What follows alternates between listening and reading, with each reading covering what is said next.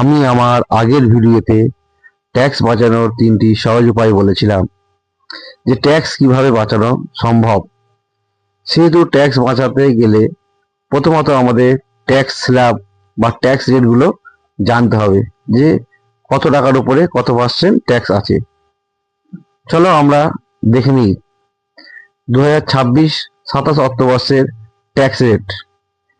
এই যে চার্ট এখানে দেওয়া রয়েছে, এখানে দু ধরনের ট্যাক্স রেট দেওয়া রয়েছে। এক হচ্ছে নিউ ট্যাক্স রিজিম আর একটা হচ্ছে ওল্ড ট্যাক্স রিজিম। দু রকম ভাবে ট্যাক্স আপনি ভরতে পারেন। সেহেতু নিউ ট্যাক্স রিজিম অনুযায়ী ট্যাক্স রেট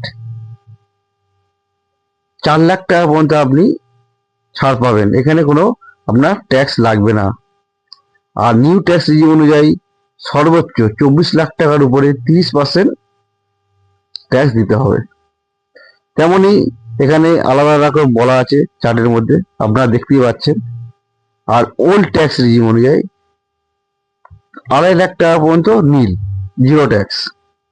আর 10 লাখ টাকার উপরে সর্বোচ্চ ট্যাক্স আছে 30%। সেরকম এখানেও ভাগ ভাগ করে দেওয়া রয়েছে যে কত টাকা থেকে কত টাকা পর্যন্ত কত পার্সেন্ট ট্যাক্স দিতে হবে আপনাকে। সেহেতু এখানে ওল্ড ট্যাক্স রিজিম অনুযায়ী আপনি যে ওল্ড ট্যাক্স রিজিম অনুযায়ী এখানে এইচটিসি, এইচআরএ, হেলথ ইন্স্যুরেন্স এর উপরে ছাড় পাবেন। কিন্তু নিউ ট্যাক্স রিজিম অনুযায়ী যে ট্যাক্স ভরেন আপনি, তাহলে এখানে আপনি ছাড় পাবেন না। কোনগুলো না, এইচটিসি, এইচআর, হেলথ ইন্স্যুরেন্স এইগুলো। তবে নিউ ট্যাক্স রিজিম অনুযায়ী আপনি 12 লক্ষ টাকা পর্যন্ত সেকশন 87A অনুযায়ী কোনো টাকা ট্যাক্স দিতে হবে না। আর চাকরিজীবীদের জন্য, চাকরিজীবীরা অতিরিক্ত 75,000 টাকা স্ট্যান্ডার্ড ডিডাকশন পাবেন।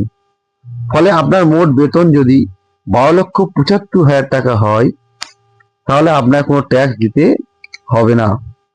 আর ওল্ড ট্যাক্স রিজিম অনুযায়ী এখানে যদি আপনার আয় 5 লক্ষ টাকা পর্যন্ত হয়,